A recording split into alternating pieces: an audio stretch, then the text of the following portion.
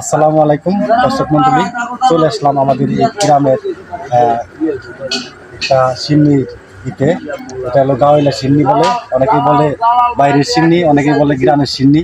তো আপনাদের ভালো করে দেখাই দেবো এই সিন্নিটার মানে কি, আর যারা সিন্নি নিয়ে কাজ করতেছে তাদের সাথে আমি একটু কথা বলবো। সবাই সাথে এটা আসলে কি, মানে এই সিন্নিটা কিভাবে কি আমরা তৈরি মানে এই করছে এখানে, তাই একটু সবার সাথে কথা বলে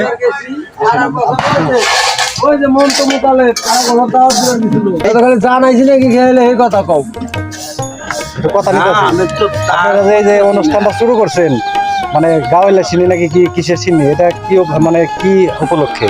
আর এটা উপলক্ষ বলতে হলো আপনাকে এটা প্রতি বছর করেন, এটা কিরকম প্রতিভা আপনাদের, ভালো লাগে কিরকম? ভালো লাগার মধ্যে এটা মুরব্বীরা করতো, তাদের হয়তো নিয়ম কারণ অন্যরকম ছিল। আমরা ওই মুরব্বীকেও কথা ধরে আমাদের এই যে সব মুরব্বীরা কিছু উৎসাহ দিচ্ছে যে এটা তোমার মুরব্বীরা করতো, এখন তোমরা ছেড়ে দিলে ভালো হবো না, তোমরাও করো। বা ওনার বাবাই করতো, ওনার বাবা নাকি আমার বাবার দায়িত্ব দিছিল, এইভাবে এই জিনিসটা আবার চালু হয়েছে।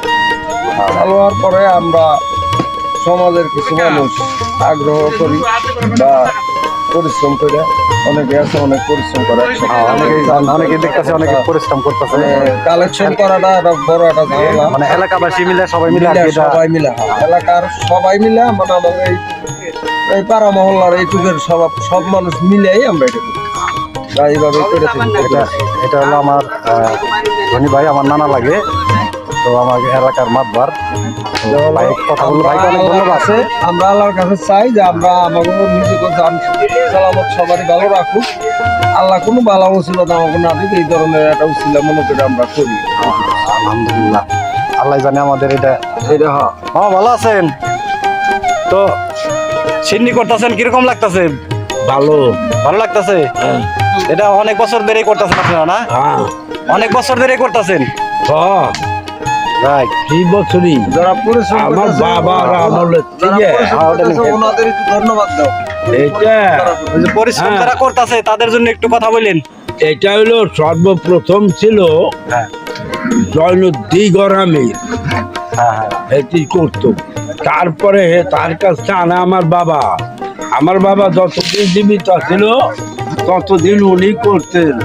তারপরে আমাকে না দিয়া তার বড় ভাগ্নে আছিল গোপাল, হে গোপালরা দিয়ে গেছে।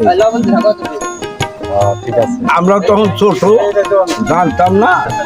এই তো এই সিন্নিটা করা হয়, গোপাল করতো বা তার ছেলেরা করে।